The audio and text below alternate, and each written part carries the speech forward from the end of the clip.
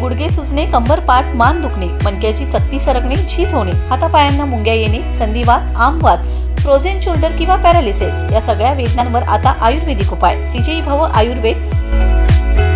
गुडघे व मणक्यांच्या विकारावर विशेष आयुर्वेदिक उपचार केंद्र. नेवरी, तालुका कडेगाव, जिल्हा सांगली. पुणे, त्रिमूर्ती चौक, धनकवडी. मुंबई, दादर पश्चिम. आजच संपर्क करा.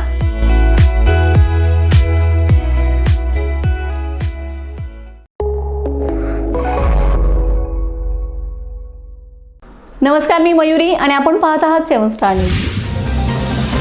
अंमली पदार्थ मुक्त सांगली जिल्हा अभियानांतर्गत जिल्ह्यात अंमली पदार्थ, गांजा व तत्सम पदार्थांची निर्मिती, साठवणूक, विक्री व वापर होणार नाही व भावी पिढीचे यापासून संरक्षण होईल यासाठी अंमली पदार्थ विरोधी समितीच्या सर्व शासकीय सदस्यांनी जबाबदारीने व गांभीर्याने कार्यवाही करावी.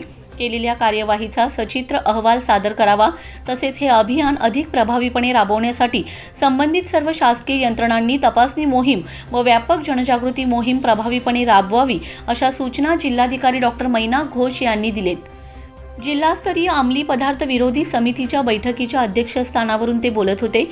जिल्हाधिकारी कार्यालयाच्या बैठक कक्षात झालेल्या या बैठकीस अप्पर पोलीस अधीक्षक कल्पना बारवकर, निवासी उपजिल्हाधिकारी डॉ. स्नेहल कनिचे यांची प्रमुख उपस्थिती होती. या बैठकीत अंमली पदार्थ प्रतिबंधक कार्यवाही, उपाययोजना व जनजागृती याबाबत आढावा घेण्यात आलाय.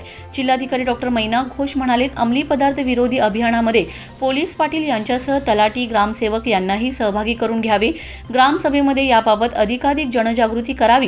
कृषी विभागाने क्षेत्र तपासणी, MIDC व जिल्हा उद्योग केंद्राने चालू व बंद कारखाने तपासणी मोहीम, रेल्वेचे डबे व वाहनांवर अंमली पदार्थ विरोधी जनजागृती, स्टिकर्स लावणे, शाळा महाविद्यालयांची तपासणी करणे आदींच्या अनुषंगाने केलेल्या कार्यवाहीचा सचित्र व सविस्तर माहितीचा अहवाल सादर करावा.